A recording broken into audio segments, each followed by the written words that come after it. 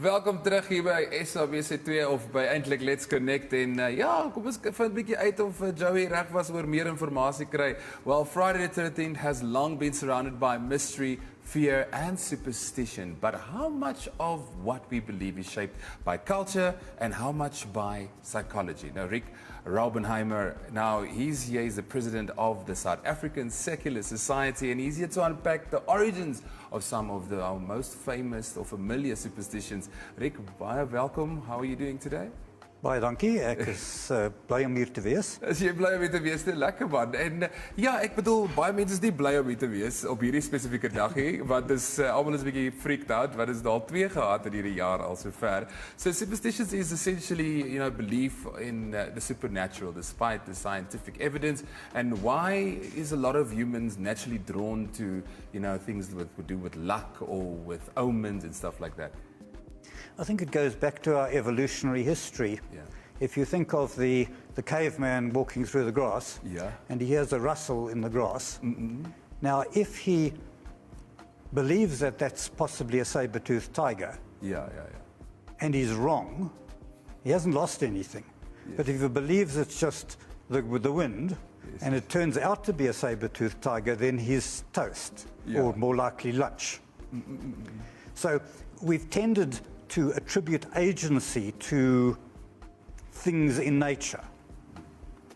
And so this naturally would develop into things like, oh, that tree has a spirit in it, that river has a sprite in it, Yeah. or that sort of thing. Yeah. So I think it's part of our evolutionary history, really, and science came along a lot later, and it takes a lot to shake off those old things, because the elders would tell you, watch out for that river. Now, they may not say that it's because there's a crocodile in it, Yeah.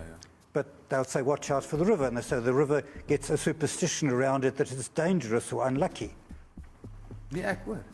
Maar nou die ding is net, as 'n mens nou sê, okay, moenie verby daai rivier loop nie, want dan gaan iets met jou gebeur. Wat is die storie met 13?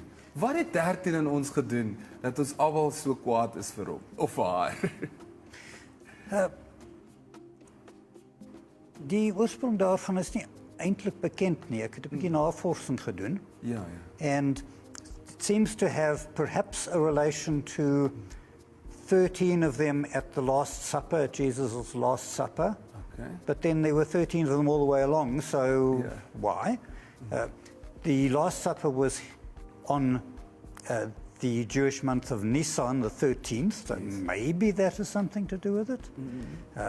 Another theory is that the Knights Templar were arrested on a Friday the 13th, but why should a lot of people think about that? We don't really know. Yeah. It arises somewhere and then it propagates.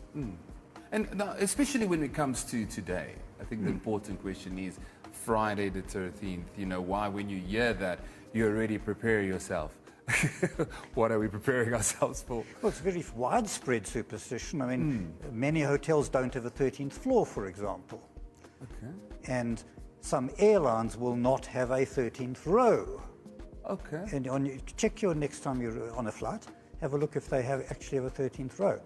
So 13 seems very unpopular, shall we say, or regarded as bad luck, but we don't really know why. 12 has significance in religion as 12 apostles. We're 10 commandments, so that didn't work. But 12 kind of works out as a nice round number, so that's significant. Yeah. And maybe the next number then was regarded as the opposite, but we don't know really. That one. So we shouldn't really worry about the fact that it's Friday the 13th that much then? Well, certainly not. In fact, if you look at the stats, Yeah. there are less accidents on Friday the 13th. Now, that might be because people are staying in bed, Not leaving the house. or they're extra careful. Yeah. But anyway, no, it doesn't seem to be in any way actually unlucky. And then there are many other superstitions, like you think of not walking under ladders. Now, that might have come from you walk under a ladder and somebody drops a paint tin on you by accident. Okay. That's possible. Yes. But I mean, why would it become widespread? Yeah. I don't know. It tends to be the older folk then carry it over to the younger folk, so that's how these things propagate. And they can be very resilient, as I'm sure you know. One example I'd like to give from local is owls. In many townships, owls are regarded as bad luck. If you hear an owl hoot, it means there's going to be a death in the family or something. Now, there's no science whatsoever to support this, but it has real-world consequences. For example, there's a project called Solutions, which has an owl box project, and they are trying to control rodents in the townships by putting up owl boxes and getting owls to nest in them so that they can then control the rodents. But people have been killing the owls because they regard them as bad luck, and so they get more rodents and more disease. So there are definitely real-world consequences when people believe things that aren't scientific. Now, speaking on that note, like, because it's a modern world, and I don't know how these things have survived, you know, the test of time as well. But when we look at like lucky numbers, you know, we're looking at horoscopes and we're looking at, you know, gambling in a casino. Why do people hold on to these ideas that, you know, that has such extremely small odds, you know, that, but they say if I see that number, or if I maybe hear that song as well sometimes.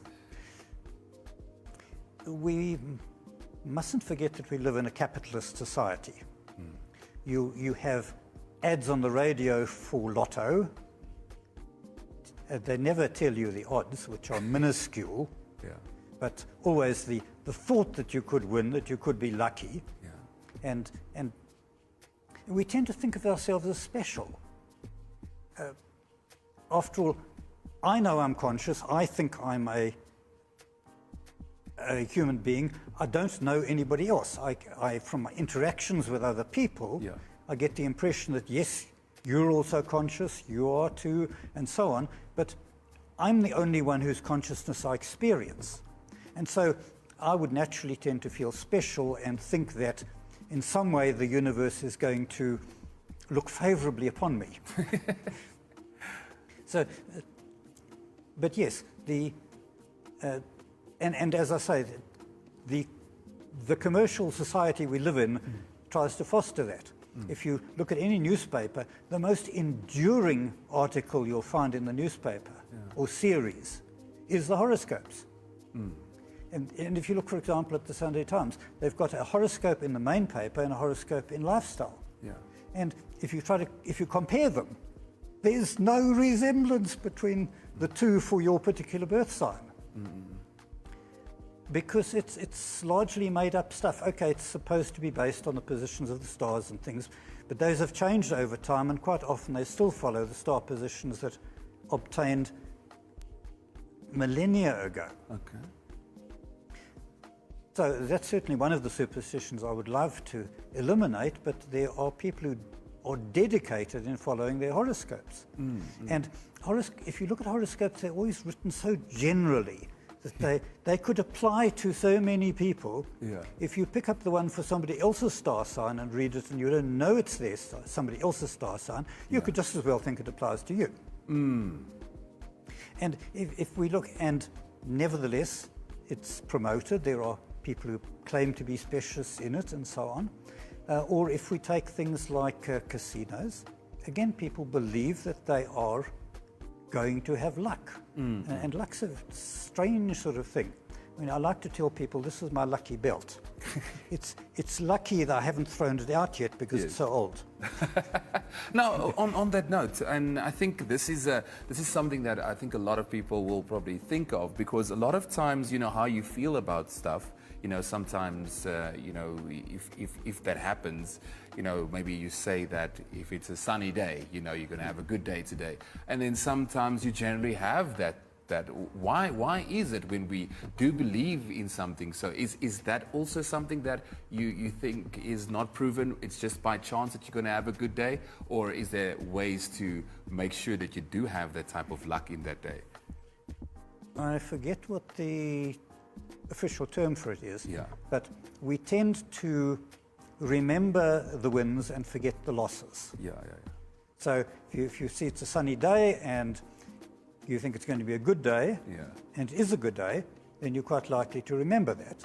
Whereas if you have a rotten day, then you're likely to want to put it behind you and not remember it. Yes. So we remember, as I say, we remember the hits and ignore the misses. I mean, this sort of thing happens with prayer as well, for example. People pray for something, and the game is set up so that essentially your God is always going to win, because there are three responses to prayer. Either you get what you want, so then hallelujah, God is great, or you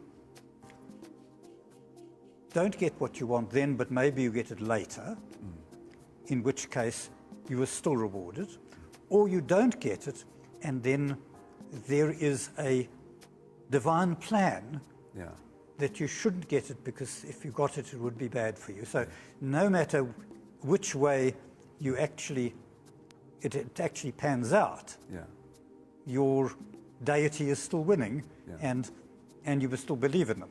So.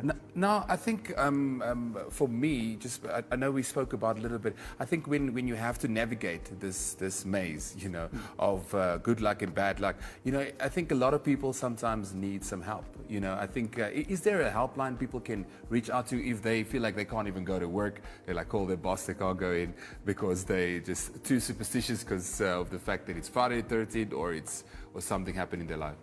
Okay, so at the Secular Society, we're a society for the non-religious, and in many cases people are finding that they want to question their religion, their superstitions that they've grown up with, and there's a lot of societal pressure to conform to the model they've grown up with.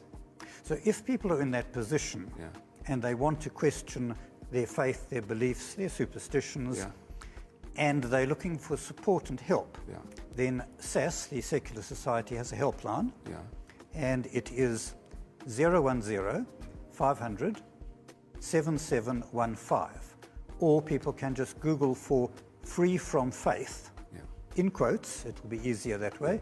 The Free From Faith helpline is open from 6 p.m. to 8 p.m. every day, and people are very free to phone us and chat about moving away from faith, moving away from superstition, whatever it is that they are questioning. Thank you very much, Rick.